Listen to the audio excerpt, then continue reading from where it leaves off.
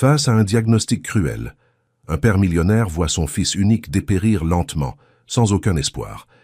Mais tout change lorsqu'une petite fille des rues apparaît dans le manoir et, avec un timide sourire, redonne au garçon l'envie de vivre. C'est ainsi qu'avec la poussière magique de l'amitié, naquit le miracle que la médecine n'a pas pu expliquer. Si cette belle histoire de dépassement et d'amour vous a plu, n'oubliez pas de vous abonner à notre chaîne et dites-nous de quelle ville vous nous regardez, en continuant. Le château des Roses, comme l'appelaient les habitants de Saint-Jean-Cap-Ferrat, se dressait majestueusement sur la côte méditerranéenne. Cette demeure spectaculaire appartenait à Antoine Dufresne, l'un des hommes d'affaires les plus puissants de France, propriétaire d'un empire pharmaceutique. Les jardins luxuriants, les fontaines ornementales et l'architecture néoclassique faisaient de cette propriété un véritable joyau de la Côte d'Azur. Pourtant, derrière ces imposantes façades blanches, un drame silencieux se déroulait depuis plusieurs semaines. Dans l'aile est du château, une chambre avait été transformée en unité médicale sophistiquée. Des appareils médicaux high-tech bourdonnaient doucement, tandis que des infirmières se relayaient jour et nuit. Sur le lit, un petit garçon de 7 ans au visage pâle comme la porcelaine fixait l'horizon bleu de la Méditerranée à travers la fenêtre. Maxime, l'unique fils d'Antoine, avait été diagnostiqué d'une leucémie en phase terminale 3 mois auparavant. « Monsieur Dufresne, puis-je vous parler en privé ?» demanda le docteur Laurent, un éminent oncologue parisien spécialement engagé pour superviser le traitement de Maxime. Antoine acquiesça, ses traits tirés trahissant des nuits sans sommeil.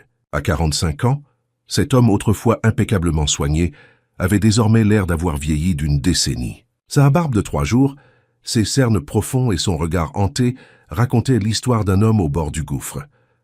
Dans le couloir, loin des oreilles de Maxime, le médecin parla à voix basse. « Je suis désolé, mais les derniers résultats ne montrent aucune amélioration. Les cellules continuent de se multiplier, malgré le traitement expérimental. À ce rythme, il hésita cherchant les mots justes.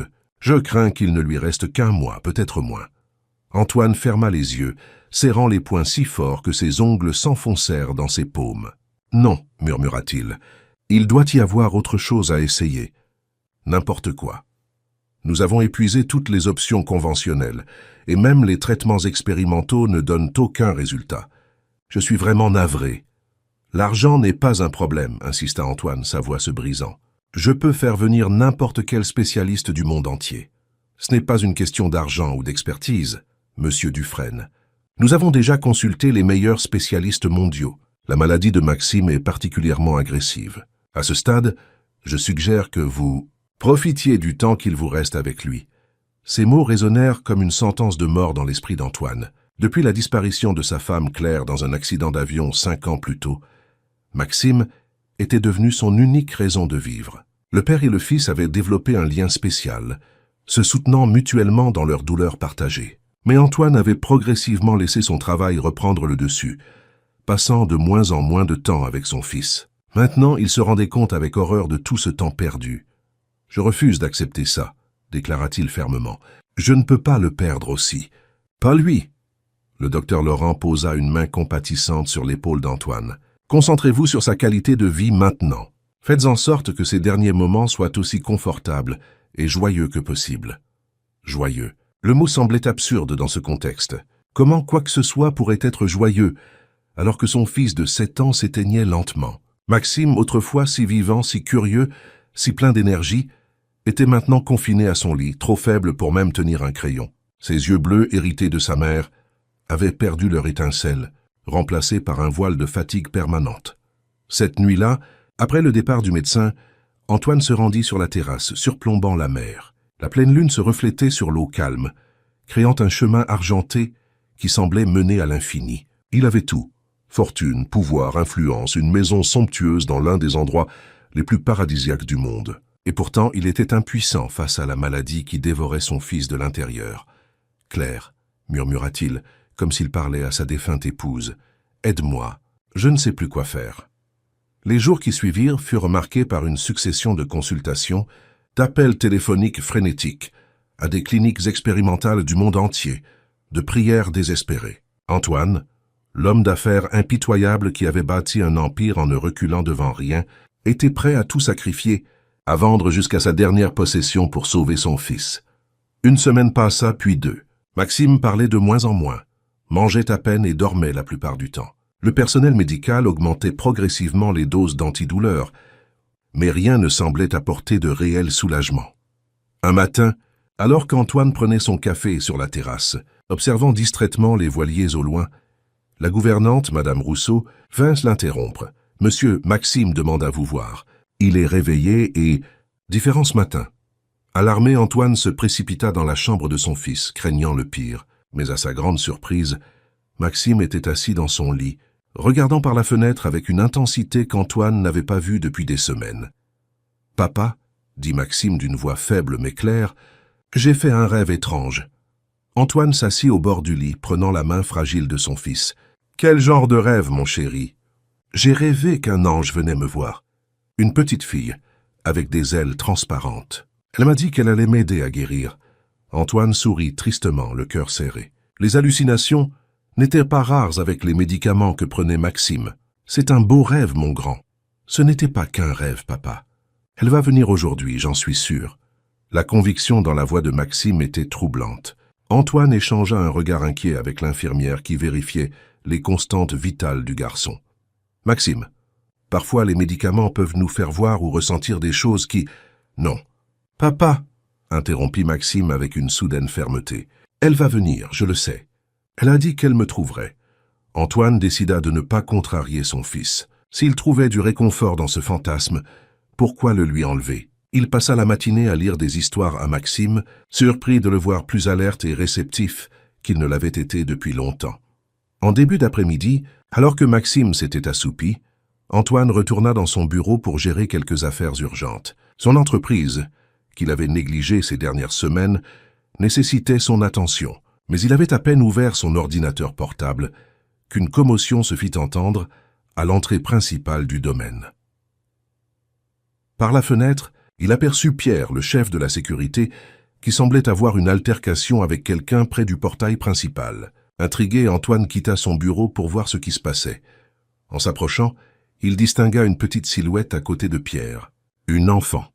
Une fillette d'environ 7 ans, aux cheveux châtains emmêlés, vêtue d'une robe usée et de sandales trop grandes pour ses pieds. « Que se passe-t-il ici » demanda Antoine.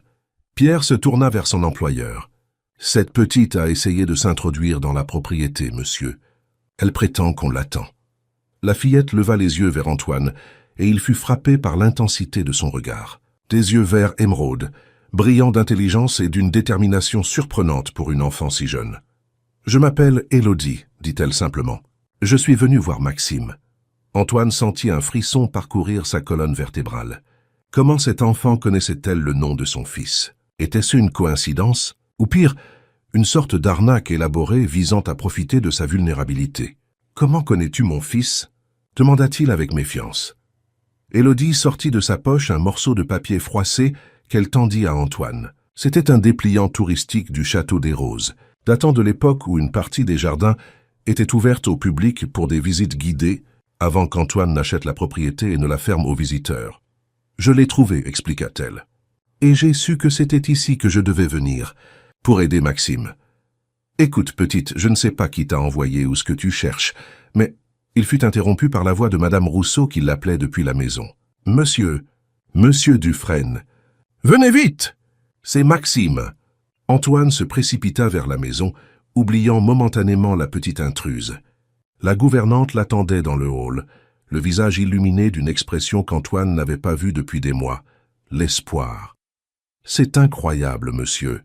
Maxime est debout. Il s'est levé tout seul et demande la petite fille de son rêve. » Antoine resta figé, incapable de comprendre ce qu'il entendait. Maxime n'avait pas quitté son lit sans assistance depuis des semaines. Comment était-ce possible? Il monta les escaliers 4 à 4, suivi de près par Madame Rousseau. Lorsqu'il atteignit la chambre de son fils, la scène qui l'attendait le laissa sans voix. Maxime se tenait près de la fenêtre, en équilibre précaire sur ses jambes frêles, mais debout néanmoins. Son visage émacié s'était tourné vers la porte, attendant visiblement quelque chose. Ou quelqu'un. « Où est-elle, papa » demanda-t-il, les yeux brillants d'excitation. « L'ange de mon rêve. Elle est venue, n'est-ce pas? Je l'ai sentie. » Antoine ouvrit la bouche, mais aucun son n'en sortit. L'infirmière présente dans la pièce secouait la tête, incrédule devant ce regain d'énergie soudain. « Monsieur, » chuchota la gouvernante, la petite fille au portail. Peut-être que... Antoine hésita. Tout ceci semblait absurde, irrationnel. Une simple coïncidence, certainement. Pourtant, voir son fils debout après tant de semaines d'immobilité... « Pierre, » appela-t-il par l'interphone, « faites entrer la fillette. » Quelques minutes plus tard, Élodie fut conduite dans la chambre de Maxime. La petite fille s'arrêta sur le seuil, observant la pièce médicalisée avec curiosité mais sans peur. Ses yeux se posèrent sur Maxime, et un sourire illumina son visage. « Je savais que je te trouverais, » dit-elle simplement. Maxime, qui s'était rassis sur le bord de son lit, la regarda avec émerveillement. « C'est toi, l'ange de mon rêve. Mais tes ailes ?» Élodie rit, un son cristallin qui semblait étrangement déplacé dans cette chambre qui n'avait connu que des murmures anxieux et des bips de machine. « Je n'ai pas d'ailes, bien sûr. Je suis juste Élodie. »« Comment connais-tu mon fils ?» demanda Antoine, partagé entre méfiance et fascination. Élodie haussa les épaules. « Je ne le connais pas vraiment, mais j'ai rêvé de lui aussi. Un garçon dans un château qui avait besoin d'une amie. » Antoine échangea un regard avec l'infirmière, qui semblait aussi perplexe que lui. Tout ceci défiait la logique et pourtant, d'où viens-tu? Où sont tes parents? Continua Antoine. Le visage d'Élodie s'assombrit légèrement. Je vis au foyer Sainte-Marie à Nice. Mes parents, ils ne sont plus là. Elle évita soigneusement d'utiliser le mot mort, comme si elle comprenait instinctivement qu'il ne fallait pas prononcer ce terme dans cette maison. Tu as fugué? Demanda Antoine, soudain inquiet des implications légales de la présence de cet enfant. Juste pour aujourd'hui, répondit-elle avec une assurance déconcertante. Je reviendrai ce soir. Sœur Monique ne remarquera même pas mon absence. Elle ne remarque jamais rien. Pendant cet échange, Maxime n'avait pas quitté Élodie des yeux. Tu veux voir ma collection de coquillages? Demanda-t-il soudainement. J'en ai ramassé plein sur la plage avant d'être malade. J'adorerais, s'exclama Élodie. Ce qui suivit sembla irréel à Antoine. Son fils, qui depuis des semaines refusait même ses jouets préférés, passe à l'heure suivante à montrer sa collection de coquillages à cette étrange petite visiteuse. Il parlait avec animation, expliquant où il avait trouvé chaque spécimen, tandis qu'Élodie écoutait attentivement, posant des questions et manipulant les coquillages avec une délicatesse surprenante. Le docteur Laurent, appelé d'urgence par l'infirmière abasourdie, observait la scène depuis le seuil, son expression professionnelle, ne parvenant pas à masquer sa stupéfaction. « Je n'ai jamais rien vu de tel », murmura-t-il à Antoine. « Ce regain d'énergie est remarquable. Est-ce normal ?» demanda Antoine, n'osant pas espérer. Dans les cas de maladie terminale, on observe parfois ce qu'on appelle une rémission de fin de vie. Une amélioration temporaire avant la détérioration finale, expliqua doucement le médecin. Mais généralement c'est plus subtil, moins spectaculaire. Antoine sentit son cœur se serrer. Même ce moment de joie s'était teinté d'amertume, un dernier cadeau cruel avant l'inévitable. Combien de temps peut durer cette amélioration? Difficile à dire. Des heures, peut-être des jours, rarement plus. Au bout d'une heure, l'infirmière signala qu'il était temps pour Maxime de se reposer. À la surprise générale, le garçon accepta sans protester, à condition qu'Élodie revienne le lendemain. « Tu reviendras ?» demanda-t-il, la fatigue commençant à marquer ses traits. « Promis », répondit Élodie avec une solennité touchante. Alors qu'Antoine s'apprêtait à raccompagner la fillette, elle se tourna vers lui. « Il ne va pas partir, vous savez. »« Pas encore. Il a encore beaucoup de choses à faire. » Ces mots, prononcés avec une conviction absolue, frappèrent Antoine comme un coup physique. Comment cette enfant pouvait-elle parler ainsi, avec tant d'assurance? Savait-elle seulement à quel point Maxime était malade? Élodie, commença-t-il doucement, « Maxime est très malade.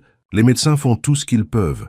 Mais les médecins ne savent pas tout, » répondit-elle simplement. « Parfois, il faut plus que des médicaments pour guérir. » En descendant les escaliers, Antoine ne put s'empêcher de demander « Comment es-tu arrivé jusqu'ici ?»« Saint-Jean-Cap-Ferrat est loin de Nice à pied. J'ai pris le bus puis j'ai marché, » expliqua-t-elle. « J'avais économisé de l'argent pour le billet. J'aide sœur Mathilde à la cuisine parfois, et elle me donne des pièces. » Une fois au portail, Antoine hésita. L'idée de laisser cette petite fille rentrer seule à Nice lui semblait irresponsable, mais la retenir sans autorisation pourrait lui attirer des problèmes. « Pierre va te reconduire au foyer, » décida-t-il finalement. Si tu veux revenir demain, il viendra te chercher. » Les yeux d'Élodie s'écarquillèrent. « Vraiment? Je pourrais revenir dans une vraie voiture? »« Vraiment, » confirma Antoine. « Mais à une condition, tu dois avoir la permission de... Comment s'appelle-t-elle déjà? Sœur Monique. » Élodie fit la moue. « Elle ne me laissera jamais sortir si je demande. »« Alors je m'en chargerai, promit Antoine. Je parlerai au foyer, j'expliquerai la situation. »« Quelle situation ?» demanda Élodie, penchant la tête sur le côté. « Que je suis ami avec Maxime ?» Antoine ne sut que répondre. Comment expliquer à une enfant de 7 ans que sa présence avait miraculeusement redonné de l'énergie à son fils mourant? Que même si cette amélioration était temporaire, chaque minute de bonheur volée à la maladie était plus précieuse que tout l'or du monde. « Oui, dit-il simplement. Que vous êtes amis, cette nuit-là. » Après avoir contacté le foyer Sainte-Marie et arrangé la visite d'Élodie pour le lendemain, une généreuse donation avait considérablement facilité les négociations, Antoine s'assit au chevet de Maxime. Son fils dormait paisiblement, son visage plus détendu qu'il ne l'avait été depuis des mois. « Qui est cette petite fille, Maxime ?»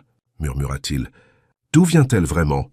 Le lendemain matin, pour la première fois depuis des semaines, Maxime demanda à prendre son petit déjeuner dans le jardin. Antoine et le personnel médical échangèrent des regards incrédules, mais s'empressèrent d'accéder à sa demande. Installé dans une chaise longue, emmitouflé dans des couvertures malgré la douceur de ce matin de mai, Maxime contemplait la mer avec une sérénité nouvelle. « À quelle heure arrive Élodie ?» demanda-t-il.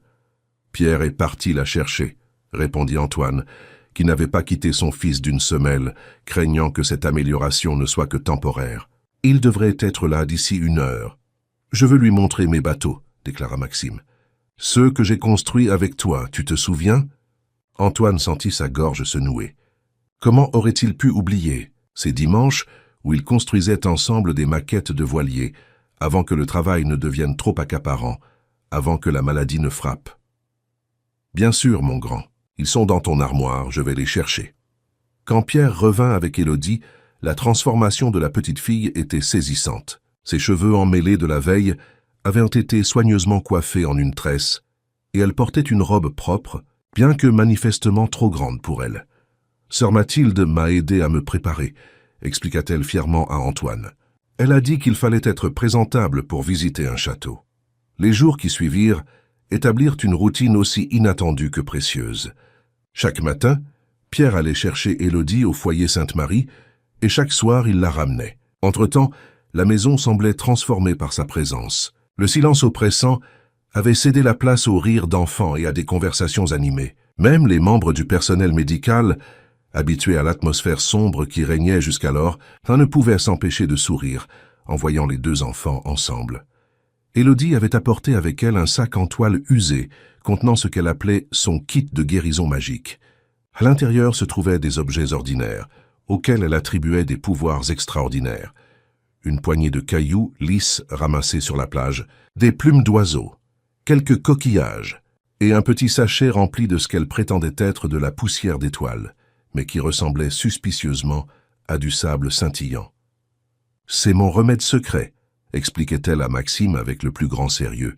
« Un peu de poudre magique chaque jour et les mauvaises cellules s'enfuient. » Maxime, qui avait enduré d'innombrables traitements douloureux, semblait trouver plus de réconfort dans cette thérapie improvisée que dans toutes les perfusions et médicaments combinés. Antoine, témoin silencieux de ces moments, oscillait entre l'attendrissement face à cette innocence partagée et une douleur aiguë à l'idée que ce bonheur était probablement éphémère. Le docteur Laurent, cependant, commençait à montrer des signes de perplexité professionnelle. Lors de sa visite hebdomadaire, 1 semaine après l'arrivée d'Élodie, il prit Antoine à part. « Les dernières analyses sanguines de Maxime sont intrigantes, » commença-t-il, scrutant ses notes comme s'il doutait de ses propres observations. « Son taux de globules blancs s'est stabilisé. Ce n'est pas une amélioration significative, mais c'est la première fois depuis des mois que nous ne constatons pas de détérioration. » Antoine, qui s'était préparé à recevoir de mauvaises nouvelles, comme à chaque visite médicale, mit quelques secondes à assimiler cette information. « Qu'est-ce que cela signifie ?»« Pour être franc, je ne suis pas sûr, » admit le médecin. « Cela pourrait être temporaire, bien sûr, mais combiné à l'amélioration de son état général, son appétit retrouvé, son énergie. C'est remarquable. Est-ce qu'il pourrait aller mieux? Vraiment mieux? La question qu'Antoine n'osait pas formuler depuis des mois franchit enfin ses lèvres. Le docteur Laurent soupira. « Je ne veux pas vous donner de faux espoirs, monsieur Dufresne. La leucémie de Maxime est extrêmement agressive. Statistiquement parlant, les chances d'une rémission spontanée à ce stade sont quasi nulles. Mais je ne peux pas expliquer ce que nous observons actuellement, et dans ma profession, j'ai appris à ne jamais dire jamais. » Cette conversation résonna dans l'esprit d'Antoine pendant des jours. Craignant de s'accrocher à un espoir illusoire, il garda ces informations pour lui, observant son fils avec un mélange d'appréhension et d'émerveillement. Maxime n'était certainement pas guéri, sa pâleur et sa fatigue persistante en témoignaient, mais il était indéniablement plus vivant qu'il ne l'avait été depuis le diagnostic. Un après-midi, alors que les deux enfants coloraient tranquillement dans la véranda ensoleillée, Antoine remarqua qu'Élodie dessinait quelque chose qui ressemblait à un plan. « Qu'est-ce que c'est » demanda-t-il, s'approchant pour mieux voir. « Notre jardin secret » répondit-elle sans lever les yeux de son œuvre. « Maxime et moi avons décidé de créer un jardin magique, avec des plantes qui guérissent et des fleurs qui font rire. » Antoine regarda son fils qui acquiesçait avec enthousiasme. « On peut le faire dans le coin abandonné près du mur est, » expliqua Maxime. « Tu sais, là où personne ne va jamais. C'est une excellente idée, » dit Antoine, surpris par cette initiative. « Mais es-tu sûr d'avoir assez de force pour jardiner? »« Je n'ai pas besoin de beaucoup de force, » répondit Maxime avec une logique imparable. « Les graines font tout le travail toutes seules. Il faut juste les planter et attendre. » Le projet du jardin secret devint rapidement une obsession pour les deux enfants. Antoine, voyant combien cela motivait son fils, s'empressa d'acheter tout le nécessaire. Des outils de jardinage adaptés aux enfants, des sacs de terreau et surtout une variété impressionnante de graines et de plants. Les séances de jardinage commencèrent prudemment.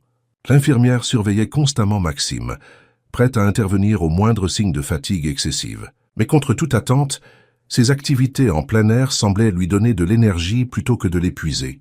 Élodie, de son côté, révéla une connaissance surprenante des plantes pour une enfant de son âge. « Ma grand-mère était herboriste avant de s'en aller au ciel », expliqua-t-elle à Antoine, alors qu'elle montrait à Maxime comment planter correctement un pied de lavande. « Elle m'a appris que les plantes peuvent te soigner presque tout. »« Ta grand-mère s'occupait de toi ?» demanda Antoine, réalisant qu'il savait finalement très peu sur le passé d'Élodie. Un voile de tristesse passa sur le visage de la fillette. « Oui, après que mes parents ont été emportés par la grande inondation. Puis elle est tombée malade, et je suis allé au foyer. L'inondation. » Antoine se souvenait vaguement d'une catastrophe naturelle dans l'arrière-pays niçois 2 ans auparavant. Des villages entiers avaient été dévastés par des crues soudaines après des pluies diluviennes. Le genre de tragédie qui fait la une des journaux pendant quelques jours avant d'être oublié par tous, sauf ceux qui en ont été victimes. « Je suis désolé, Élodie, » dit-il sincèrement. « Ça a dû être très difficile pour toi. » Elle haussa les épaules, un geste qui semblait trop adulte pour son petit corps. « C'est comme ça. Mais je n'ai pas oublié ce que grand-mère m'a enseigné. Elle disait toujours que les plantes ont de la magie en elles. Pas de la magie comme dans les contes de fées, mais une vraie magie, celle qui vient de la terre. » Antoine observa les deux enfants continuer leur plantation, frappé par la maturité d'Élodie et par le paradoxe de leur situation. Maxime, né avec tous les privilèges possibles, luttait contre une maladie impitoyable. Élodie, qui avait tout perdu, débordait de vie et de sagesse. Le destin avait un sens de l'ironie particulièrement cruel. Le soir, après avoir accompagné Élodie au foyer, Antoine retourna au jardin secret, où son fils avait insisté pour planter un arbre. Un jeune olivier que le jardinier avait eu du mal à trouver en cette saison. Maxime avait expliqué avec une conviction absolue que cet arbre grandirait avec lui, qu'ils deviendraient forts ensemble. Dans la lueur dorée du soleil couchant, Antoine s'agenouilla près du petit arbre. « Si tu existes, » murmura-t-il, ne sachant pas exactement à qui il s'adressait, « si quelqu'un m'écoute quelque part, je donnerai tout, absolument tout ce que je possède. Ma fortune, mon entreprise, cette maison. Je donnerai tout pour qu'ils vivent. » Les jours suivants furent marqués par une série de petites victoires. Maxime commença à suivre de nouveau quelques leçons avec son précepteur. Son appétit continua à s'améliorer. Il tenait plus longtemps éveillé. Chaque signe positif était célébré silencieusement par Antoine, qui craignait toujours qu'une joie trop ouvertement exprimée ne tente le sort. Une après-midi particulièrement chaude, alors que Maxime faisait sa sieste quotidienne, Antoine proposa à Élodie de l'emmener faire une promenade sur la plage privée en contrebas de la propriété. La petite fille, qui n'avait jamais quitté l'enceinte du domaine depuis sa première visite, accepta avec enthousiasme. Tandis qu'il marchait le long du rivage, Élodie collectant des coquillages pour son kit de guérison, Antoine ne put s'empêcher de poser la question qui le taraudait depuis des semaines. « Élodie, comment as-tu su pour Maxime? Comment savais-tu qu'il était malade et où nous trouver ?» La petite fille leva les yeux vers lui, plissant le regard sous le soleil éclatant. « Je vous l'ai dit. J'ai rêvé de lui. Mais comment? Vous ne vous étiez jamais rencontrés avant. » « Certaines personnes sont connectées, » répondit-elle simplement, comme si c'était l'évidence même. Grand-mère disait que les âmes qui ont besoin l'une de l'autre finissent toujours par se trouver. C'est comme les abeilles et les fleurs. Antoine soupira. Il ne savait pas ce qu'il espérait comme réponse. Une explication rationnelle à ce qui semblait de plus en plus relever du miracle. « Tu sais, » continua Élodie, « au début, je ne savais pas pourquoi je devais venir. Je savais juste que je devais trouver le château et le garçon triste. Maintenant, je comprends. Tu comprends quoi? Que j'avais besoin de vous autant que vous aviez besoin de moi. » Ces mots, prononcés avec une simplicité désarmante, touchèrent Antoine au plus profond de lui-même. Pendant toutes ces semaines, il avait considéré la présence d'Élodie comme une bénédiction pour son fils. Il n'avait jamais envisagé que cette relation puisse être bénéfique pour elle aussi. Le foyer est... Comment est-ce là-bas exactement? Demanda-t-il, réalisant qu'il n'avait jamais vraiment posé la question. Élodie traça des motifs dans le sable avec son orteil. C'est propre. Et on mange tous les jours. Les sœurs sont gentilles, surtout sœur Mathilde. Mais il y a beaucoup d'enfants et peu de temps pour chacun. Elle hésita avant d'ajouter « Et personne ne me croit quand je parle de la magie des plantes ou des rêves. » Antoine sentit son cœur se serrer. Cet enfant extraordinaire, capable d'une telle empathie et d'une telle sagesse, vivait dans un environnement qui, bien que sécuritaire, ne reconnaissait pas sa singularité. « Tu sais, dit-il doucement, tu pourrais rester ici plus longtemps si tu veux. Pas seulement la journée, le week-end entier peut-être. » Les yeux d'Élodie s'écarquillèrent. « Rester ici? Tout un week-end? Pourquoi pas? » répondit Antoine. « Je pourrais parler à sœur Monique, lui demander si tu peux passer plus de temps avec nous. Maxime serait si heureux. Et je pourrais dormir dans une vraie chambre? Comme une princesse. » Antoine sourit devant l'émerveillement enfantin d'Élodie. Malgré sa sagesse inattendue, elle restait une petite fille qui rêvait de contes de fées. « Absolument. Nous avons plusieurs chambres d'amis. Tu pourras choisir celle qui te plaît le plus. »« Avec vue sur la mer ?» demanda-t-elle timidement. « Avec la plus belle vue sur la mer, » confirma Antoine. Ce soir-là, après avoir accompagné Élodie au foyer, Antoine resta plus longtemps que d'habitude pour parler avec la directrice. Sœur Monique, une femme austère aux traits anguleux, l'accueillit dans son bureau spartiate avec une politesse distante.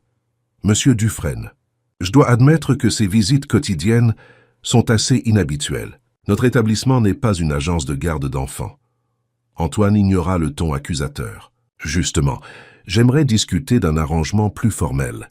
Je souhaiterais qu'Élodie puisse passer les week-ends entiers chez nous, du vendredi après l'école jusqu'au dimanche soir. » La religieuse le fixa par-dessus ses lunettes à monture métallique. « Puis-je vous demander pourquoi ?» Antoine hésita. Comment expliquer la situation sans paraître fou? « Élodie et mon fils ont développé une amitié très forte. Cette relation est extrêmement bénéfique pour Maxime, qui souffre d'une maladie grave. » Oui, j'ai cru comprendre qu'il était souffrant. Sœur Monique se radoucit légèrement. « C'est une tragédie pour un enfant si jeune. Cependant, je m'inquiète de l'impact émotionnel que cette situation pourrait avoir sur Élodie. S'attacher à un enfant gravement malade. Je comprends votre préoccupation, » interrompit Antoine. « Mais je vous assure que je veillerai personnellement au bien-être d'Élodie. » Il sortit de sa poche intérieure un chéquier. « Bien entendu, je suis prêt à faire un nouveau don substantiel à votre établissement pour compenser tout inconvénient. » La directrice pinça les lèvres, visiblement partagée entre ses principes et les besoins financiers du foyer. « Ce n'est pas une question d'argent, monsieur Dufresne. »« Bien sûr que non, » acquiesça Antoine diplomatiquement, tout en remplissant un chèque d'un montant qui fit cligner des yeux la religieuse. « Considérez cela comme un soutien à votre mission, indépendamment de notre arrangement concernant Élodie. Une demi-heure et quelques formalités administratives plus tard, Antoine avait obtenu l'autorisation pour Élodie de passer les week-ends au Château des Roses. La directrice avait même évoqué la possibilité d'un placement familial temporaire, si l'arrangement se révélait positif pour la fillette.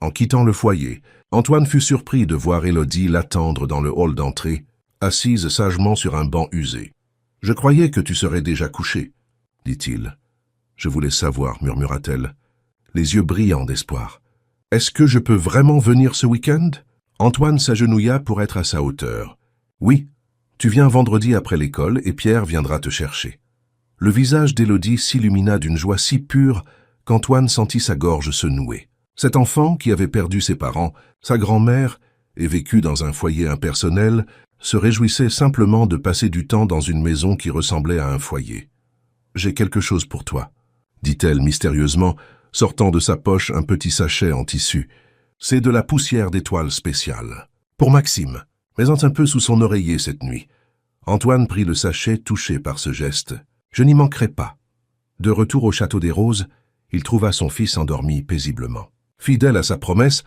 il glissa discrètement le petit sachet sous l'oreiller de Maxime. Alors qu'il s'apprêtait à quitter la chambre, il entendit son fils murmurer dans son sommeil « Élodie, jardin, magie ». Le vendredi suivant marqua le début d'une nouvelle phase dans leur étrange histoire. Élodie arriva avec un petit sac contenant ses maigres possessions, quelques vêtements, un livre de contes usé et un vieil appareil photo jetable. Madame Rousseau l'accueillit chaleureusement et la conduisit à une suite d'invités donnant sur la Méditerranée, décorée spécialement pour l'occasion avec des fleurs fraîches et des coussins colorés. « C'est vraiment pour moi ?» demanda Élodie, n'osant pas entrer. « Tout à fait, ma chérie », confirma la gouvernante. « Monsieur Dufresne a insisté pour que tu aies la plus belle chambre. » Élodie fit quelques pas hésitants dans la pièce, touchant du bout des doigts le couvre-lit en soie, les rideaux en voile, les meubles en bois précieux. Puis elle courut vers la fenêtre et poussa un cri d'émerveillement devant la vue panoramique sur la mer. « C'est comme dans un rêve !» s'exclama-t-elle. Ce premier week-end établit une nouvelle routine qui se répéta les semaines suivantes. Du vendredi au dimanche, la maison s'animait d'une énergie différente. Les repas, autrefois silencieux et tendus, devinrent des moments de partage et de légèreté. Élodie racontait des histoires fantastiques qu'elle inventait, peuplées de créatures magiques et de royaumes enchantés. Maxime, fasciné, l'écoutait pendant des heures. Le jardin secret prospérait de façon étonnante. Les plantes poussaient avec une vigueur inhabituelle pour la saison, comme si elles répondaient à l'enthousiasme des enfants. Même le petit olivier, que le jardinier avait prédit mettre des années à s'adapter, montrait déjà de nouvelles pousses. Un samedi matin, alors qu'Antoine prenait son café sur la terrasse, en observant les enfants arroser leurs plantations, le docteur Laurent arriva pour sa visite hebdomadaire. « Bonjour, Philippe !» l'accueillit Antoine, utilisant pour la première fois le prénom du médecin. Ces dernières semaines, leur relation avait évolué d'une froideur professionnelle à quelque chose qui ressemblait presque à de l'amitié. « Antoine !» répondit le médecin avec un hochement de tête, avant de tourner son regard vers les enfants. « Je vois que notre jeune patient est toujours aussi actif. Il va bien aujourd'hui, » confirma Antoine. « Il a même mangé un petit déjeuner complet. » Le docteur Laurent hocha la tête, pensif. « J'ai reçu les résultats des dernières analyses hier soir. C'est troublant, pour être honnête. » Antoine sentit son cœur s'arrêter. « Troublant? En quoi ?» « Troublant dans le sens où c'est inexplicable par la science médicale conventionnelle, » précisa le médecin. « Ces cellules cancéreuses montrent des signes de régression. Pas une rémission complète, attention, mais une amélioration significative que je n'ai jamais observée dans un cas aussi avancé sans traitement intensif. » Antoine ferma les yeux, submergé par une vague d'émotion. « Alors il pourrait guérir ? C'est encore trop tôt pour l'affirmer, » tempéra le docteur Laurent. « Mais je ne peux plus écarter cette possibilité comme je l'aurais fait il y a 1 mois. » Le médecin se tourna vers le jardin, où Élodie montrait à Maxime comment recueillir des graines de soucis. « Cette petite... elle est vraiment remarquable, n'est-ce pas ?»« Elle l'est, » murmura Antoine. « Je ne comprends pas comment ou pourquoi, mais depuis qu'elle est entrée dans nos vies, tout a changé. En tant que médecin formé à l'école scientifique occidentale, je devrais vous dire que les coïncidences existent, que la corrélation n'implique pas la causalité, dit le docteur Laurent avec un petit sourire. Mais en tant qu'homme qui a vu trop de souffrances et trop peu de miracles, je me demande. L'examen médical de Maxime confirma ce que les analyses avaient suggéré. Son état s'améliorait de façon inexplicable. Sa force revenait progressivement. Sa pâleur diminuait et pour la première fois depuis le diagnostic, le médecin prononça le mot espoir sans réserve. Ce soir-là, après avoir bordé Maxime, Antoine trouva Élodie sur la terrasse, regardant les étoiles. Il s'assit silencieusement à côté d'elle. « Tu savais que ça arriverait, n'est-ce pas ?» demanda-t-il finalement. « Tu savais qu'il irait mieux. » Élodie continua à fixer le ciel. « Les étoiles nous racontent parfois des histoires, si on sait écouter. » Et quelle histoire t'ont-elles raconté? Que Maxime et moi devions nous rencontrer. Que nous avions besoin l'un de l'autre. Antoine médita ces paroles. Le médecin dit que Maxime va mieux. Beaucoup mieux. Je sais. Comment pouvais-tu être si sûr? Élodie se tourna vers lui, ses yeux reflétant la lueur des étoiles. Parce que j'ai vu la lumière en lui, même quand elle était toute petite. Elle ne voulait pas s'éteindre. Antoine lutta contre les larmes qui menaçaient de déborder. Cet enfant de 7 ans parlait avec une sagesse qui défiait l'entendement. « Élodie, je ne sais pas comment te remercier pour ce que tu as fait pour mon fils. »« Vous n'avez pas à me remercier, » dit-elle simplement. « C'est comme ça que ça devait être. » Une semaine plus tard, alors que l'été s'installait pleinement sur la Côte d'Azur, Antoine reçut un appel qui changea tout. C'était sœur Monique, dont la voix habituellement maîtrisée trahissait une agitation inhabituelle. « Monsieur Dufresne, je suis navré de vous déranger, mais nous avons un problème concernant Élodie. » Antoine se raidit immédiatement. « Quel genre de problème? » Nous avons été contactés par une cousine éloignée de sa mère qui vient d'apprendre le sort de la petite. Cette femme, une certaine Madame Mercier, réclame la garde d'Élodie. Elle a entamé des démarches légales et, étant de la famille biologique, elle a de grandes chances d'obtenir gain de cause. Antoine sentit le sol se dérober sous ses pieds. Mais est-ce qu'Élodie connaît cette femme? A-t-elle déjà parlé d'une cousine? Jamais, admit la religieuse. C'est ce qui me préoccupe. Mais légalement, les liens familiaux, même distants, prennent généralement le pas sur d'autres considérations. Quand cette femme compte-t-elle emmener Élodie? Demanda Antoine, l'esprit déjà en ébullition. Elle sera au foyer lundi matin pour rencontrer Élodie et discuter des arrangements. Si tout se passe bien, elle pourrait obtenir une garde. Temporaire immédiate, en attendant la décision définitive du juge lundi. Cela signifiait qu'il n'avait que le week-end, ce week-end, avant qu'Élodie ne soit potentiellement arrachée à leur vie. Antoine raccrochait le téléphone, le cœur battant à tout rompre. La perspective de voir Élodie partir lui sembla soudain insupportable. Cette petite fille n'était pas seulement la raison du rétablissement miraculeux de Maxime, elle était devenue, en quelques semaines à peine, une présence essentielle dans leur vie. L'idée qu'une parente inconnue puisse surgir de nulle part et l'emmener lui donnait la nausée. Il composa immédiatement le numéro de son avocat. Maître Beauchamp, l'un des juristes les plus respectés de la Côte d'Azur. « Victor, j'ai besoin de ton aide. C'est urgent. » En quelques minutes, Antoine expliqua la situation, sa voix trahissant une émotion qu'il tentait rarement de dissimuler à son vieil ami. « Donc, résuma l'avocat, tu veux contester la demande de garde d'une parente biologique en faveur d'une enfant que tu connais depuis... Moins de 2 mois? Exactement. Un silence pesant s'installa avant que Maître Beauchamp ne reprenne. Antoine, je dois être franc avec toi. Légalement, c'est extrêmement difficile. Les tribunaux privilégient presque toujours les liens familiaux, même distants, à moins que cette Madame Mercier n'ait un casier judiciaire ou des antécédents de maltraitance. Il doit bien y avoir une solution, insista Antoine. Et si je demandais moi-même la garde d'Élodie? Toi. L'avocat ne masqua pas sa surprise. Antoine, es-tu certain que c'est ce que tu veux? Prendre la responsabilité permanente d'une enfant supplémentaire, surtout avec la situation de Maxime. La situation de Maxime s'améliore, justement. Grâce à elle, coupa Antoine. Victor, je n'ai jamais été aussi sûr de quoi que ce soit. Cette petite fille a changé nos vies. Je ne peux pas la laisser disparaître. L'avocat soupira longuement. Très bien. Je vais étudier les options. Mais je dois t'avertir, ce sera une bataille juridique difficile. Et tu devras être absolument irréprochable. Les services sociaux examineront ton mode de vie, ton emploi du temps, ta capacité à t'occuper de 2 enfants. Je suis prêt.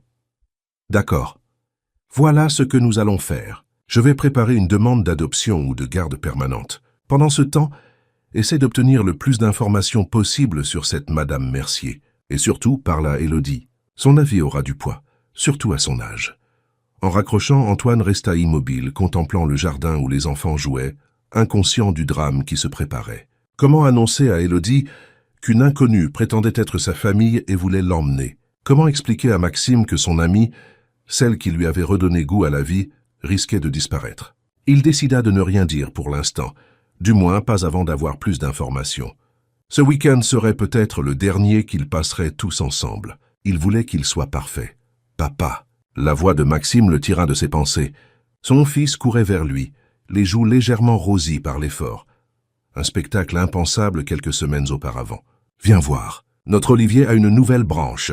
Antoine suivit son fils jusqu'au jardin secret, où Élodie était accroupie près du petit arbre, caressant doucement ses feuilles. L'olivier, effectivement, semblait plus vigoureux que jamais, avec une nouvelle pousse émergeant fièrement du tronc. C'est un signe, déclara solennellement Élodie. Grand-mère disait que quand un olivier pousse une nouvelle branche, c'est qu'une famille va s'agrandir. Antoine sentit son cœur se serrer. Si seulement elle savait à quel point ses paroles résonnaient avec ses propres pensées. « Élodie, dit-il doucement, s'agenouillant à côté d'elle, « es-tu heureuse ici, avec nous ?» La petite fille le regarda avec étonnement. « Bien sûr, c'est le plus bel endroit du monde. »« Et le foyer Sainte-Marie, ça te manque parfois ?» Élodie réfléchit un moment. « J'aime sœur Mathilde, et certains des autres enfants sont gentils. Mais ici, c'est différent. Je me sens comme si j'étais à ma place. » Antoine acquiesça, la gorge nouée. « Et as-tu d'autres personnes de ta famille?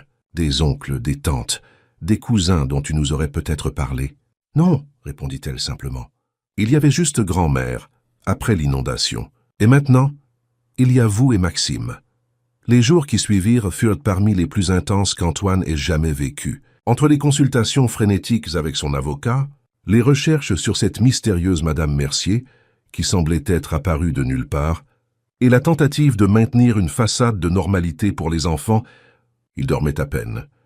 Le samedi soir, il organisa un dîner spécial sur la terrasse. Le chef avait préparé les plats préférés des enfants, et la table avait été décorée avec des fleurs du jardin secret. Sous les étoiles, avec la Méditerranée comme toile de fond, ils partagèrent un repas joyeux, rempli de rires et d'histoires fantastiques inventées par Élodie.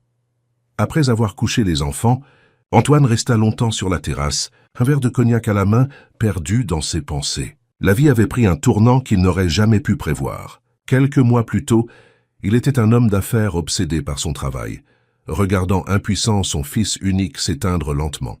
Maintenant, il envisageait de se battre pour adopter une orpheline qu'il connaissait à peine, mais qui avait bouleversé sa vision du monde. Le dimanche matin, alors qu'il prenait son petit déjeuner, son téléphone sonna. C'était Victor. « J'ai des nouvelles », annonça l'avocat sans préambule. « Et elles ne sont pas bonnes. » Antoine se raidit. « Qu'as-tu découvert ? Cette Madame Mercier, Hélène Mercier, n'est pas n'importe qui. Elle est mariée à Gilles Mercier, le propriétaire de Mercier Immobilier. » Antoine connaissait ce nom. Mercier Immobilier était l'un des plus grands groupes de développement immobilier de la région, spécialisé dans la transformation de propriétés historiques en complexes de luxe. Et alors, demanda-t-il, ne voyant pas immédiatement le problème. Alors, ils ont des connexions politiques solides. Le maire de Nice est un ami personnel. Plusieurs juges locaux ont bénéficié de leur générosité. Et surtout, ils ont l'apparence d'une famille stable et prospère, ce qui joue toujours bien devant un tribunal familial. Antoine sentit son estomac se nouer. Pourquoi maintenant? Pourquoi s'intéresse-t-il soudain à Élodie après tout ce temps? Victor hésita. J'ai fait quelques recherches supplémentaires. Il semble que le couple Mercier ait tenté d'adopter plusieurs fois, sans succès. Hélène a découvert son lien de parenté avec Élodie lors d'une recherche généalogique récente. Ou du moins, c'est ce qu'elle prétend. Antoine se leva et commença à faire les 100 pas. Il doit y avoir quelque chose à faire. Je ne peux pas laisser cette femme emmener Élodie. Il y a une option, dit lentement l'avocat. Mais c'est risqué. Je t'écoute. Tu pourrais demander une évaluation psychologique d'Élodie par un expert indépendant. Si le psychologue détermine que la séparer de Maxime et de toi serait traumatisant pour elle à ce stade, cela pourrait retarder le processus, nous donner plus de temps. Faisons ça, décida immédiatement Antoine. Il y a un autre angle, poursuivit Victor. L'état de santé de Maxime. Si nous pouvons établir que la présence d'Élodie est cruciale pour son rétablissement, elle l'est, affirma Antoine avec conviction. Alors le docteur Laurent devra témoigner en ce sens. Un rapport médical détaillé sur l'évolution de Maxime depuis l'arrivée d'Élodie pourrait avoir du poids. Antoine réfléchit rapidement. Je vais l'appeler immédiatement. Et pour demain, que dois-je faire quand cette femme se présentera au foyer? Sois présent, conseilla l'avocat. Demande à participer à la rencontre. Observe, mais ne t'oppose pas ouvertement. Nous devons jouer finement. Après avoir raccroché, Antoine appela le docteur Laurent, qui accepta immédiatement de préparer un rapport médical sur l'évolution remarquable de Maxime. Puis il contacta sœur Monique pour s'assurer qu'il pourrait être présent lors de la rencontre du lendemain. Ce dimanche après-midi, alors que le soleil commençait à décliner, Antoine prit une décision. Il était temps de parler à Élodie. Il la trouva dans le jardin secret, arrosant méticuleusement chaque plante. « Élodie, commença-t-il doucement, j'ai quelque chose d'important à te dire. » La petite fille se tourna vers lui, son visage soudain sérieux, comme si elle avait perçu la gravité de la situation. « C'est à propos de la dame qui veut m'emmener, n'est-ce pas ?» Antoine resta stupéfait. « Comment es-tu au courant ?» Élodie haussa les épaules. « J'ai entendu sœur Mathilde en parler avec sœur Monique vendredi, avant que Pierre vienne me chercher. Elle pensait que je ne pouvais pas les entendre, mais j'étais derrière la porte. » Antoine s'assit sur un banc en pierre, invitant Élodie à le rejoindre. « Oui, c'est à propos de ça. Une femme nommée Madame Mercier dit qu'elle est ta cousine éloignée. Elle souhaite que tu ailles vivre avec elle et son mari. » Élodie garda le silence un moment, fixant les plantes devant elle. « Je ne la connais pas. Je n'ai jamais entendu parler d'elle. Je sais. C'est pourquoi je voulais te demander. Qu'est-ce que tu veux, toi ?» La petite fille leva les yeux vers lui, et Antoine fut frappé par la maturité de son regard. « Je veux rester ici, avec Maxime et vous. Notre histoire n'est pas finie. Notre histoire, celle que les étoiles racontent, expliqua-t-elle, comme si c'était évident. Elles disent que nous sommes censés être une famille. » Antoine sentit son cœur bondir dans sa poitrine. « C'est ce que je voudrais aussi, Élodie, et je vais faire tout mon possible pour que cela arrive. Mais demain, cette dame viendra te rencontrer au foyer, et il faudra que tu y ailles. »« Je comprends, » dit-elle simplement. « Mais ne vous inquiétez pas, tout finira bien. » Sa confiance tranquille, si semblable à celle qu'elle avait manifestée concernant la guérison de Maxime, ébranla Antoine. Comment une enfant de 7 ans pouvait-elle affronter l'adversité avec tant de sérénité? Le lundi matin arriva avec une aube brumeuse sur la côte d'Azur, comme si la nature elle-même reflétait l'incertitude qui planait sur leur avenir. Antoine s'était levé avant le soleil, incapable de trouver le sommeil. Il avait passé une partie de la nuit à préparer des arguments, à réfléchir à des stratégies, à imaginer tous les scénarios possibles. Au petit déjeuner, l'atmosphère était tendue, malgré ses efforts pour paraître détendu. Maxime, intuitivement conscient que quelque chose n'allait pas, picora son repas en silence. « Papa, dit-il finalement, pourquoi Élodie doit retourner au foyer aujourd'hui au lieu de rester ici comme d'habitude ?» Antoine posa sa tasse de café. Il avait décidé de ne pas inquiéter son fils, mais Maxime était un enfant perspicace. « Il y a une personne qui veut rencontrer Élodie aujourd'hui. Une dame qui dit être de sa famille. » Maxime fronça les sourcils. « Mais Élodie n'a plus de famille. C'est pour ça qu'elle est au foyer. Cette dame prétend être une cousine éloignée de sa mère. Elle vient de découvrir qu'Élodie existait. Et elle veut l'emmener ?» La voix de Maxime tremblait légèrement. « Loin de nous ?» Antoine hésita, puis décida que l'honnêteté était la meilleure approche. « C'est possible. Mais je vais faire tout ce que je peux pour que cela n'arrive pas. »« Elle ne peut pas partir !» s'exclama Maxime, son visage pâlissant brusquement. « Elle doit rester avec nous. Elle me l'a promis. »« Quand a-t-elle promis cela ?» demanda Antoine surpris. « Le premier jour, répondit Maxime, quand elle m'a dit que je n'allais pas mourir, que j'avais encore beaucoup de choses à faire. Elle a promis qu'elle resterait jusqu'à ce que je sois complètement guéri. » Antoine sentit son cœur se serrer. « Je vais faire de mon mieux, Maxime. Je te le promets. » Après le petit déjeuner, ils conduisirent Élodie au foyer Sainte-Marie. Dans la voiture, la petite fille était inhabituellement silencieuse. Serrant contre elle un petit sac en toile contenant quelques trésors de son jardin secret. « N'oublie pas, » lui dit Antoine, alors qu'ils s'approchèrent du foyer. Tu n'es pas obligé de dire oui à quoi que ce soit aujourd'hui. Tu as le droit de dire comment tu te sens et ce que tu veux. Élodie hocha la tête solennellement. Je sais. Sœur Monique les attendait à l'entrée, l'air plus tendu que d'habitude. Monsieur Dufresne, Élodie. Madame Mercier est déjà arrivée. Elle vous attend dans le bureau. En entrant dans le petit bureau austère de la directrice, Antoine fut immédiatement frappé par la présence de la femme qui s'y trouvait. Hélène Mercier, une élégante quadragénaire aux cheveux blonds parfaitement coiffés, dégageait une aura d'assurance et de privilège. Vêtue d'un tailleur crème impeccable, elle se tenait droite, un sourire poli mais distant aux lèvres. « Madame Mercier, voici Élodie Moreau », présenta sœur Monique, et Monsieur Antoine Dufresne, qui a développé une relation particulière avec l'enfant ces derniers temps. Hélène Mercier se tourna d'abord vers Élodie, son sourire s'élargissant artificiellement. « Bonjour, Élodie. Je suis si heureuse de te rencontrer enfin. » Élodie ne répondit pas, scrutant la femme avec une intensité troublante. Madame Mercier sembla momentanément décontenancée par ce regard direct, mais se reprit rapidement. « Je suis ta cousine Hélène. Ta maman et ma maman étaient cousines. Je viens tout juste d'apprendre que tu étais ici. Sinon, je serais venu bien plus tôt. Bien sûr. » Toujours aucune réponse d'Élodie.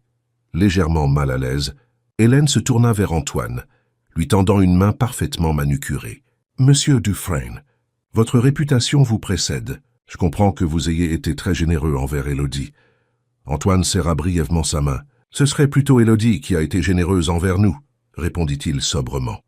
Un silence gêné s'installa, que sœur Monique rompit en suggérant qu'ils s'assoient tous. Hélène Mercier s'installa gracieusement, sortant de son sac à main de designer une liasse de documents qu'elle plaça devant elle. « J'ai apporté tous les papiers nécessaires, » annonça-t-elle d'une voix qui semblait trop enthousiaste pour être sincère. « Notre arbre généalogique prouvant notre lien de parenté, les attestations de nos ressources, l'agrément des services sociaux pour l'accueil d'un enfant. » Antoine nota mentalement à quelle vitesse tout cela avait été rassemblé. Trop vite peut-être pour une découverte récente? Et j'ai également des photos de la chambre que nous avons préparée pour Élodie dans notre villa à Cannes, poursuivit Hélène, sortant quelques photographies d'une pièce somptueuse décorée en rose et blanc. Mon mari et moi avons toujours rêvé d'avoir une petite fille. C'est à ce moment qu'Élodie parla enfin. Pourquoi? Hélène cligna des yeux prise au dépourvu. Pardon. Pourquoi avez-vous toujours voulu une petite fille? Répéta Élodie, son regard vert perçant ne quittant pas celui de la femme. Eh bien, balbutia Hélène. Visiblement surprise par la question directe, nous aimons les enfants. Bien sûr. Une maison n'est pas vraiment un foyer sans enfants, n'est-ce pas? Élodie continua de la fixer avec une intensité déconcertante. Et pourquoi moi? Pourquoi maintenant?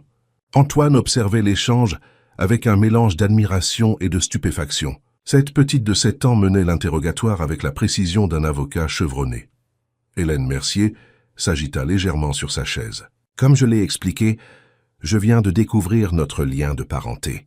Lors de recherches généalogiques récentes. Quelle recherche? Insista Élodie. Comment avez-vous su que j'existais? Un léger rose colora les joues d'Hélène. Eh bien, c'est assez compliqué, ma chérie. Disons que parfois le destin nous met sur le bon chemin au bon moment. Antoine intervint, sentant qu'Élodie avait touché un point sensible. Madame Mercier, votre intérêt soudain pour Élodie est certainement remarquable. Mais ne pensez-vous pas qu'une transition aussi brutale pourrait être perturbante pour une enfant qui a déjà vécu tant de bouleversements? Hélène lui jeta un regard froid. Monsieur Dufresne, avec tout le respect que je vous dois, je ne crois pas que ce soit à vous de déterminer ce qui est mieux pour ma petite cousine. En effet, intervint sœur Monique, mais les services sociaux devront évaluer la situation dans son ensemble. L'intérêt supérieur de l'enfant prime sur toute autre considération. Bien entendu, acquiesça Hélène avec un sourire tendu, et je suis convaincu que les services sociaux conviendront qu'une famille stable, avec des liens de sang, est préférable à d'autres arrangements plus temporaires. Antoine sentit la colère monter en lui, mais se força à rester calme.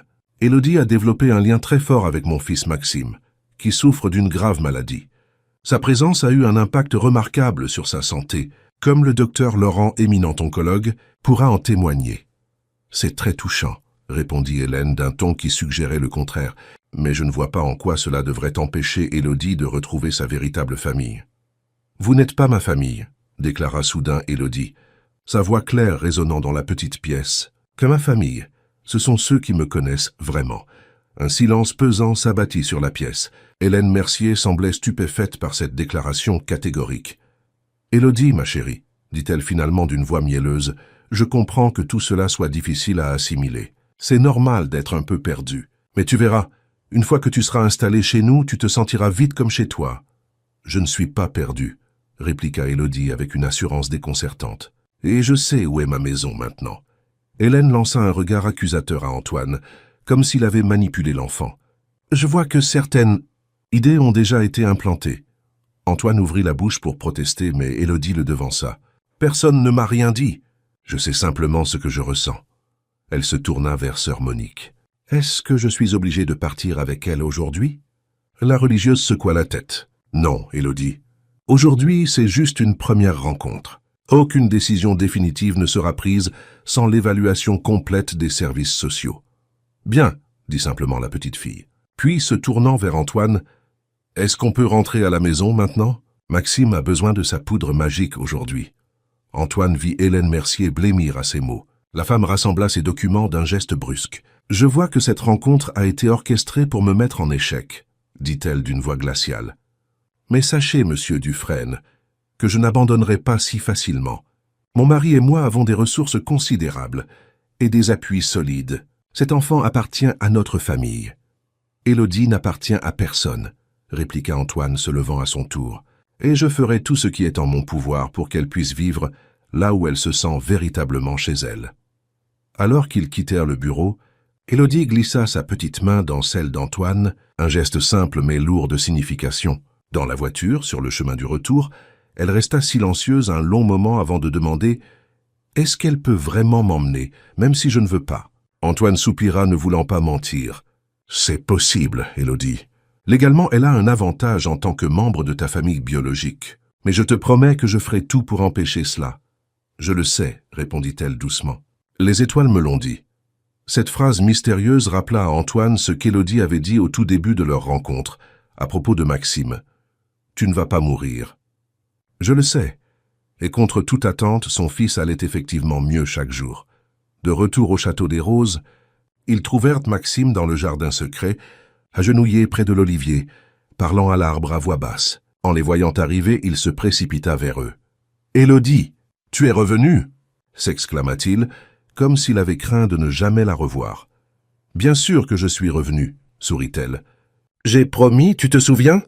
Le soulagement de Maxime était palpable, et Antoine réalisa avec une clarté douloureuse à quel point son fils était devenu dépendant de la présence d'Élodie, pas seulement pour sa santé physique, mais pour son bien-être émotionnel. La perspective d'une séparation forcée semblait maintenant plus cruelle que jamais. Cette nuit-là, après avoir bordé les enfants, Antoine reçut un appel de son avocat. « Alors, comment s'est passée la rencontre ?» demanda Victor sans préambule. « Tendu, » résuma Antoine. « Cette femme est déterminée et manifestement bien connectée. J'ai fait des recherches supplémentaires, annonça l'avocat, et j'ai trouvé quelque chose d'intéressant. Mercier Immobilier vient d'acquérir un terrain adjacent au foyer Sainte-Marie. Un vaste projet de développement est prévu, mais il y a un problème. Le foyer lui-même, classé monument historique, ne peut être démoli sans une procédure complexe. » Antoine se redressa brusquement dans son fauteuil. « Tu es en train de me dire que... » »« Je n'affirme rien, » précisa Victor, « mais la coïncidence est troublante. Mercier Immobilier cherche à développer un complexe de luxe dans ce quartier depuis des années. Le foyer Sainte-Marie est le dernier obstacle à leur projet d'ensemble. Et en obtenant la garde d'Élodie, continua Antoine, suivant le fil de la pensée, il s'assurerait la sympathie des autorités locales et peut-être même des médias. Le couple généreux qui accueille une orpheline tout en développant la région? Exactement. Ce serait difficile pour les défenseurs du foyer de s'opposer à eux sans paraître hostiles au bien-être d'un enfant. Antoine se leva et commença à faire les 100 pas dans son bureau. C'est répugnant. Ils utilisent cet enfant comme un pion dans leur stratégie immobilière. C'est une théorie, tempéra l'avocat. Nous n'avons pas de preuves concrètes, mais suffisamment d'indices pour justifier une enquête plus approfondie, insista Antoine. Peux-tu creuser davantage? Trouver des documents? Des témoignages? N'importe quoi qui pourrait confirmer nos soupçons? Je m'y mets dès demain, Mais Antoine, même si nous prouvons leur motivation douteuse, cela ne garantit pas que tu obtiendras la garde d'Élodie. Le système privilégie toujours les liens biologiques. Antoine resta silencieux un moment, puis déclara avec une détermination nouvelle « Alors il faudra que nous soyons plus convaincants qu'eux. » Les jours qui suivirent furent une course contre la montre. Antoine engagea une équipe de détectives privés pour enquêter sur les Mercier, pendant que Victor rassemblait tous les documents juridiques possibles pour soutenir sa demande de garde. Parallèlement, le docteur Laurent rédigeait un rapport médical détaillé sur l'évolution miraculeuse de Maxime, depuis l'arrivée d'Élodie dans leur vie.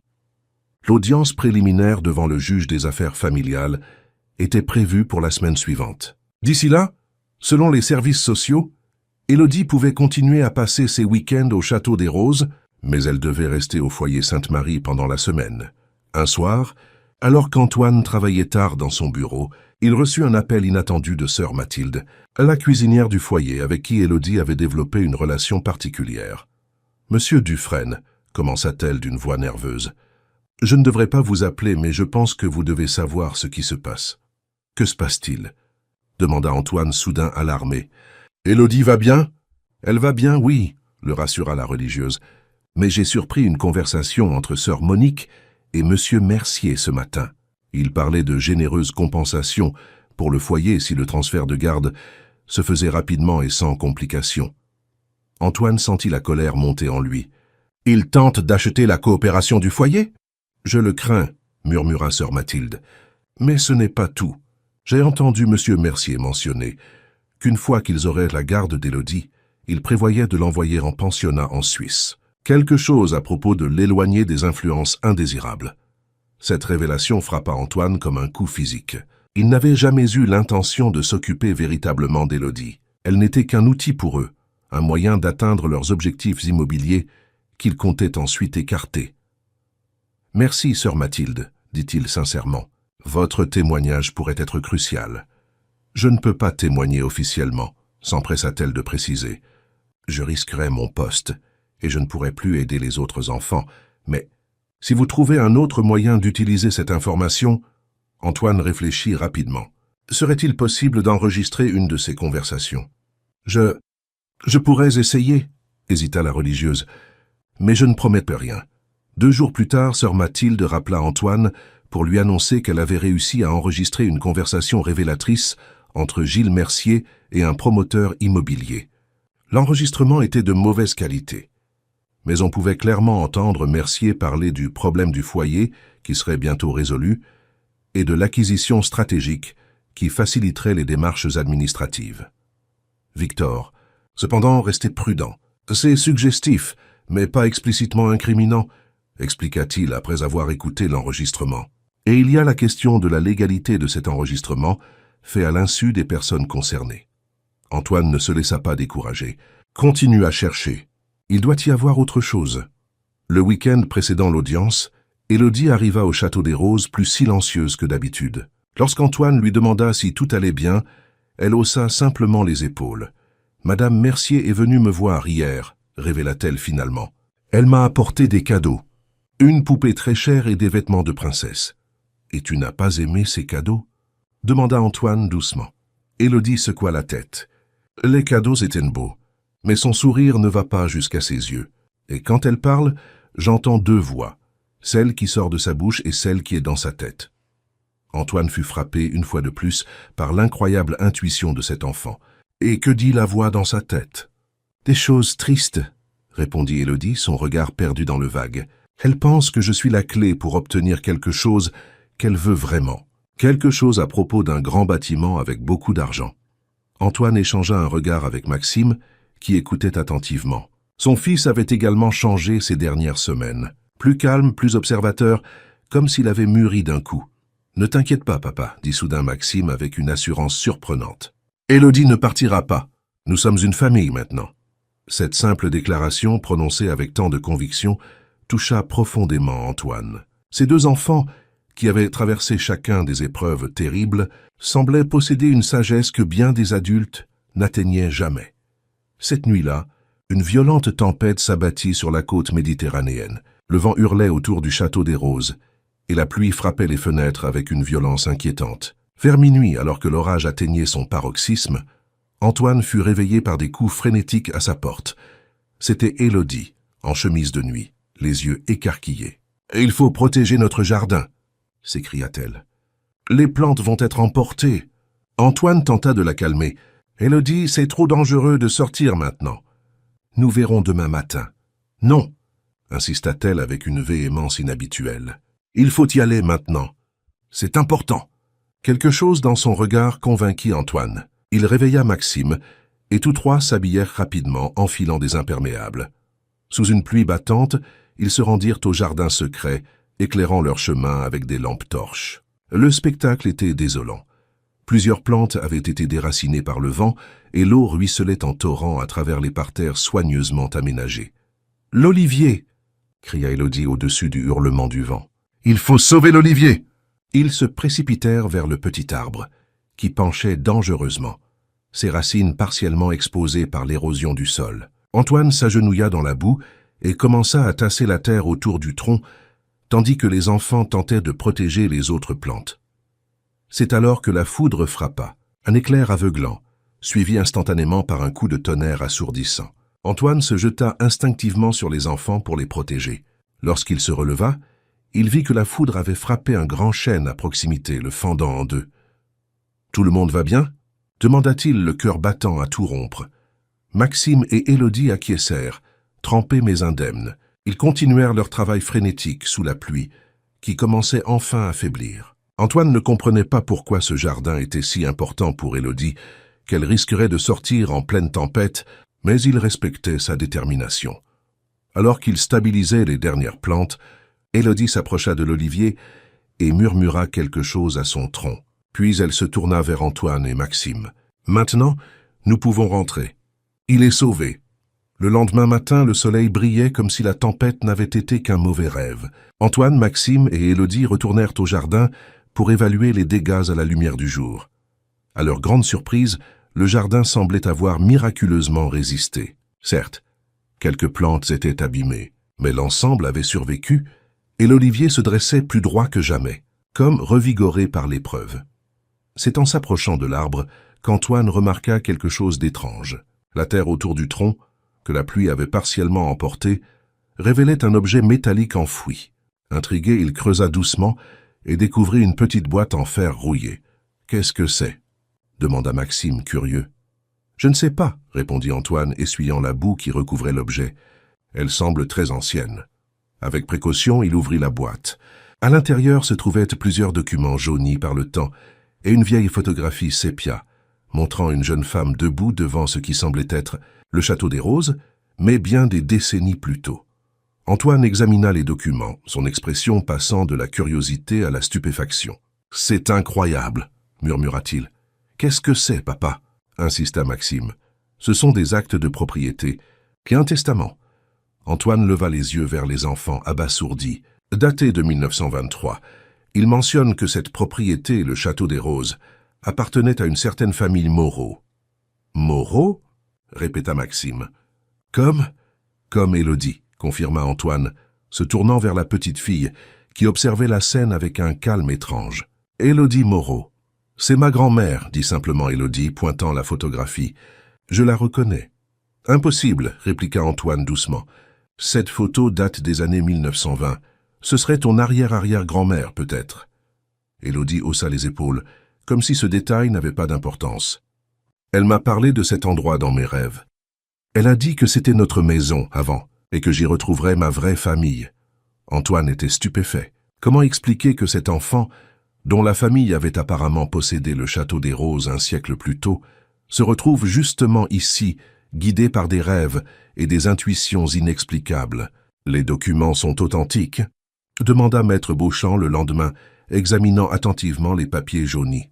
« Il semble l'être », confirma Antoine. « J'ai demandé à un historien local de les examiner. Selon lui, la famille Moreau a effectivement possédé cette propriété jusqu'au début des années 1930, avant qu'elle ne soit vendue suite à la crise économique. » L'avocat siffla doucement. « Et tu dis que c'est la petite qui a insisté pour aller au jardin cette nuit-là, exactement à l'endroit où se trouvait cette boîte. » « Exactement, acquiesça Antoine. Comme si elle savait. Troublant, admit Victor. Mais juridiquement parlant, en quoi cela nous aide-t-il? Antoine sourit pour la première fois depuis des jours. Peut-être en rien, ou peut-être que cela change tout. Le jour de l'audience arriva enfin. Antoine, Élodie et Maxime se présentèrent ensemble devant le tribunal des affaires familiales de Nice. De l'autre côté de la salle, les époux Mercier affichèrent une confiance ostensible, entourés d'une équipe d'avocats en costumes impeccables. Le juge, Madame Beaulieu, une femme d'une 60aine d'années au regard perçant, présidait avec une autorité tranquille. Après les présentations d'usage, elle demanda directement à Élodie de s'approcher. « Bonjour Élodie, dit-elle gentiment. N'aie pas peur. Je voudrais simplement te poser quelques questions pour m'aider à comprendre ce qui serait le mieux pour toi. » Élodie, vêtue d'une simple robe bleue, se tenait parfaitement droite devant le juge, son regard clair et assuré. « Élodie, comprends-tu pourquoi nous sommes tous réunis ici aujourd'hui » demanda Madame Beaulieu. « Oui, » répondit la petite fille sans hésitation. « Pour décider où je vais vivre. Avec Monsieur Antoine et Maxime ou avec Madame Mercier. C'est exactement ça. Et sais-tu que Madame Mercier est une parente à toi, une cousine de ta maman ?» Élodie hocha la tête. « C'est ce qu'elle dit. » Le juge haussa légèrement les sourcils devant cette réponse nuancée. « Tu en doutes ?»« Je ne sais pas, » répondit honnêtement Élodie. « Je ne l'ai jamais vue avant. Et ma grand-mère ne m'a jamais parlé d'elle. Je comprends. Et dis-moi, où préférerais-tu vivre ?» Sans la moindre hésitation, Élodie répondit « Avec Monsieur Antoine et Maxime, au Château des Roses. Peux-tu me dire pourquoi ?» Élodie réfléchit un moment. « Parce que c'est là que je me sens à la maison. Parce que Maxime a besoin de moi. Et parce que Monsieur Antoine m'écoute vraiment quand je parle. » Du coin de l'œil, Antoine vit Hélène Mercier se pencher vers son avocat, murmurant furieusement. « Merci, Élodie, » dit le juge avec un sourire. « Tu peux retourner t'asseoir maintenant. » La suite de l'audience fut une bataille juridique intense. L'avocat des Mercier présenta leurs arguments. Lien familial, stabilité financière, environnement idéal pour une enfant. Victor contre-attaqua avec le rapport du docteur Laurent sur l'impact positif d'Élodie sur la santé de Maxime, les témoignages des employés du Château des Roses et l'attachement manifeste entre les deux enfants. Puis vint le moment où Victor présenta les documents découverts dans le jardin. « Votre honneur, ces papiers établissent un lien historique indéniable entre Élodie Moreau et la propriété où M. Dufresne réside actuellement. Un lien qui remonte à près d'un siècle, bien avant que ma cliente ne naisse. » Le juge examina attentivement les documents. C'est certainement fascinant d'un point de vue historique, maître Beauchamp. Mais je ne vois pas en quoi cela influence notre décision aujourd'hui. Si vous me permettez, votre honneur, intervint Antoine se levant. Ces documents ne sont peut-être pas juridiquement décisifs, mais ils illustrent quelque chose de profondément significatif. Le lien mystérieux, mais indéniable, entre Élodie et cette maison. Comment expliquer qu'une enfant qui n'avait jamais mis les pieds au Château des Roses avant ce printemps ait été irrésistiblement attirée vers l'endroit exact où sa famille avait enterré ses documents il y a un siècle?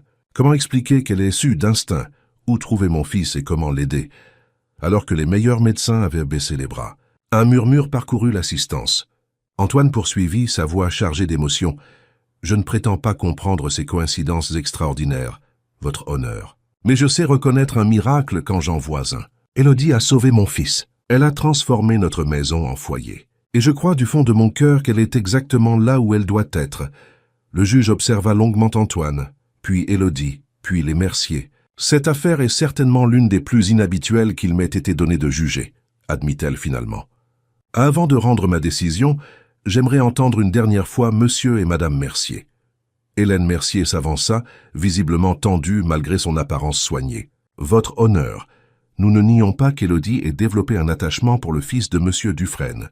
C'est tout à fait compréhensible, mais les liens familiaux sont sacrés. Nous sommes sa seule famille restante, et nous pouvons lui offrir stabilité, éducation et amour. Et qu'en est-il de ces allégations concernant vos intérêts immobiliers autour du foyer Sainte-Marie » demanda directement le juge, surprenant tout le monde. Hélène blêmit visiblement. « Je ne vois pas le rapport. »« Vraiment ?» insista Madame Beaulieu. « Il semblerait pourtant que l'acquisition de la garde d'Élodie coïncide étrangement avec vos projets de développement immobilier dans le quartier.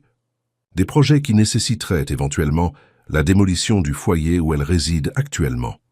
Gilles Mercier se leva brusquement. Ces accusations sont diffamatoires. Nos intentions envers Élodie sont parfaitement honorables. Y compris votre intention de l'envoyer en pensionnat en Suisse dès que vous auriez obtenu sa garde, demanda le juge, consultant un document devant elle. Un silence de plomb s'abattit sur la salle.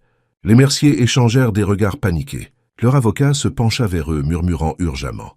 « Je crois que j'en ai assez entendu, » déclara finalement Madame Beaulieu. « Cette cour va faire une pause de 30 minutes avant que je ne rende mon jugement. » Pendant la pause, Antoine resta avec les enfants dans une petite salle attenante. Maxime était nerveux, mais Élodie affichait une sérénité étonnante. « Tu n'as pas peur ?» lui demanda Antoine, impressionné par son calme. « Non, » répondit-elle simplement. « Grand-mère m'a dit que tout irait bien. Dans mon rêve hier soir. » Quand la séance reprit, le juge ne perdit pas de temps en préambule.